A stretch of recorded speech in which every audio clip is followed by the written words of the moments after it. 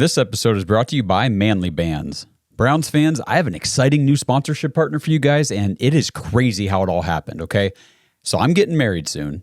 I went to pick out my wedding band. I did not know that the cost of gold was the highest it's ever been. So, when the rings I liked and they pulled out of the case and showed me and I turned it over, saw the price tag, and they were $1,600. Yeah, I essentially crapped my pants and ran out of there. I hate jewelry stores. I hate the salespeople. I hate the selection. We went, and again, true story here, 7 different stores looking for a ring, and all of them had the most pathetic selection imaginable for men. So I said, screw it. I went to manlybands.com, and everything after that point was an incredible experience. Their selection is huge. All sorts of styles, materials. Guys, they have wedding bands made from Jack Daniel's whiskey barrels, meteorites, and even dinosaur bones. They also have a huge selection of the tungsten rings that everybody likes, cobalt chrome, and gold. And the best part was the customer service was some of the best I've ever received. In a world of AI and bots, Manly Bands keeps it real with real freaking people. The whole experience was so awesome, I asked if we could advertise for them on the show, and here we are. Screw those jewelry stores and those salespeople. Manlybands.com. Use promo code DAWGS, DAWGS, for a whopping 25% off your order. Whether you've already got a band or you're getting married in the future, check out what they have. Also, you can order a free ring size guide and they'll ship it straight to you. So you know exactly what size ring you need. And again, never step foot in a jewelry store. And also for you big fellows with the big hands, guys, they got rings up to size 20. Rings come with free engraving in the US, and they send you a free silicone band with your order. It's unreal. These guys are the best. Manlybands.com. Promo code DAWGS for 25% off your order.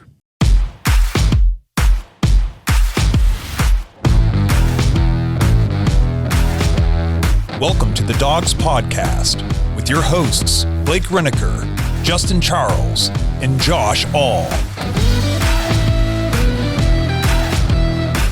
What's up, Browns fans? Welcome back to another episode of the Dawgs Podcast presented by Omaha Steaks and our new sponsor here, Manly Bands. This is going to be more of a microcast. Josh All with you here on a Friday afternoon. So we dropped an episode this morning. We recorded last night, me and Justin. We did a lot of fun stuff on that episode. If you haven't had a chance to check it out, please do so. Probably my favorite discussion we had was we each gave our top five favorite Ohio athletes of all time. And then some honorable mentions at the end. And there were a ton of guys when we got done. We started talking and said, damn, we forgot a ton of people, or at least forgot to mention a ton of people. So check that out, watch that episode, and then please on YouTube, drop the comments and let us know who would make your top 5 list and where it differs from ours. But today, what I want to do, because this news broke last night after we had recorded the podcast, so we weren't able to touch on it, and I just want to get it out there for everybody heading into the weekend. But we alluded to this earlier last week and probably even the week before, I think, when the Browns were interviewing Andy Dickerson, the Seattle Seahawks offensive line coach, for the offensive coordinator position. And at first it was a little, confusing, maybe for lack of a better term, as to why they were bringing in Dickerson for that interview. And then everything started to make sense as we saw Bill Callahan, the Bengals offensive coordinator, get hired to Tennessee as their head coach. And it's like, oh, shit. Well, that means the Browns are more than likely going to lose Bill Callahan, the offensive line coach, because Bill Callahan is his son. They have both said in the past that they wanted to coach together at some point. And now with Brian being the head coach in Tennessee, it was very likely that Bill Callahan would be moving over to Tennessee, or at least the Browns would be put in a position where, since it would be a lateral move, and I guess we'll dive into this, the Browns would have to grant permission for Callahan to even go interview, let alone take the job. So there was speculation for a while that we were going to lose him. And then Mary Kay and other people were reporting that the Browns have been very defensive of Bill Callahan's position with the team, keeping him on the team, on the coaching staff, and that he wasn't going to leave for Tennessee. So we've kind of been riding that roller coaster with the Bill Callahan news cycle of, do the Browns get to keep one of the best offensive line coaches in the league, or is he leaving to go coach with his son in Tennessee? And then last night it came out that the Browns have granted permission. He not only I saw some of this online today, people saying he's only taken an interview with them. It has been confirmed. I mean, come on, guys. He's not taking an interview with the Tennessee Titans. He's not taking an interview with his son just for the hell of it. No, he's going to join their staff. It has been confirmed. This is from Pro Football Talk. Browns are allowing Bill Callahan to join his son in Tennessee. So the Browns have to allow him, since I said before it's a lateral move. He's an offensive line coach here. He's moving to offensive line coach there. The Browns have to grant permission for that to take place. And I know there's been a lot of speculation, a lot of people saying, well, why'd the Browns let him do this? Why didn't they say no or just try to keep him on the coaching staff? This is a classy move, in my opinion, and I've talked to some of the other guys on the show about it. Bill Callahan has provided a lot for the Browns over the years. He's done a ton for us. Our offensive line, say what you want about it last season here in 2023 being not so great, or the run blocking being kind of shoddy and all that kind of stuff. The Browns were playing with backup linemen from week 1. Jack Conklin goes out for the season. Jed Wills goes out for the season. We had Bitonio banged up for a bit. Posick was banged up for a bit. Everybody was hurt. We got DeJuan Jones in there to replace Conklin. Then he went out for the season. We're starting James freaking Hudson and Jerron Christian. Who the is Jerron Christian? That was how the season went. And we got practice squad guy here, third stringer over here, and for the most part, the Browns' offensive line still held it together. Run blocking was not great. The run game overall was not great. The running backs weren't great. The passing game exploded, so they did not drop the ball in that department. Bill Callahan has done wonders with the Browns' offensive line. That's kind of my long-winded way of saying just that. And so the Browns, in a classy move, out of a sign of respect for Bill Callahan and everything he's done for the organization, said, okay, we will grant you permission to go ahead and join your son in Tennessee on his coaching staff. So, it sounds weird to say when your team just lets one of their most impactful coaches leave, but good move by the Browns. I think it was a good, classy move, and it shows other coaches in the league that Cleveland, the Browns organization, this is an organization you want to work for. They care about you as a person, not just what they're trying to accomplish, not their own individual goals or anything like that. It's all about team and family and the brotherhood that this culture has really grown to become. And that includes the coaching staff. That includes these kinds of moves where the Browns are letting Bill join his son, because Bill Callahan's an older guy. He doesn't have a ton of years coaching left, I would imagine. So this is kind of probably one last hurrah for him. And to be able to do it with his son, I think is really cool. Congrats to you, Bill. Wish you nothing but the best. Thank you for everything you've done for the Browns, for this team, for the fan base. You've been a fan favorite for a long time. We'll always remember what you did for this offensive line, the way you brought everybody together. When years back, if you've been watching the show, since we started or anywhere in between, when the Browns brought in Wyatt Teller, right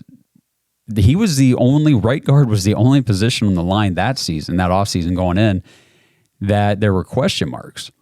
And it was, well, who is really going to win this right guard position? Who's going to be the guy? And then Wyatt Teller is like a Pro Bowler. Boom, almost immediately. And, credit a lot to him. He is one hell of a player, one hell of a worker. But Bill Callahan had a lot to do with that. Ethan Posick came in as a backup, just a guy that, Andrew Berry signed to hopefully add some depth to the center position. And then, when Nick Harris went down, I think that was in the preseason, Ethan Posick came in, and in his first season with the Browns was PFF's highest graded center in the entire league. So, Bill Callahan has done a lot of great things. The development of DeJuan Jones, which thank God, because we're going to need him moving forward. And, we joked about this on the show a couple times, and I'll say it again here. I keep saying everybody. I don't mean that. A lot of people will point to Jed Wills and say, well, he wasn't able to do anything with Jed Wills. And my pushback has been, how do we know that? How do we know that Jed Wills on any other team wouldn't have just been straight ass? I mean, straight ass. Just nothing, flamed out after maybe a year and a half, been like a career backup, left tackle, right tackle, whatever. And maybe Bill Callahan has gotten the most that anybody could get out of Jed Wills, and this is just all it is. Who knows? But I think Bill Callahan's one hell of a coach. We're going to miss him. And, don't be surprised to see Andy Dickerson's name come back up. If that's the guy the Browns want, now would be the time to make sure he understands that you're the guy we want for this job, because I cannot imagine being a coach, especially on the offensive side of the ball right now in the NFL, and choosing the New England Patriots over the Cleveland Browns. That sounds weird to say because in years past, the New England Patriots were the dynasty. They were the best team for a decade or more.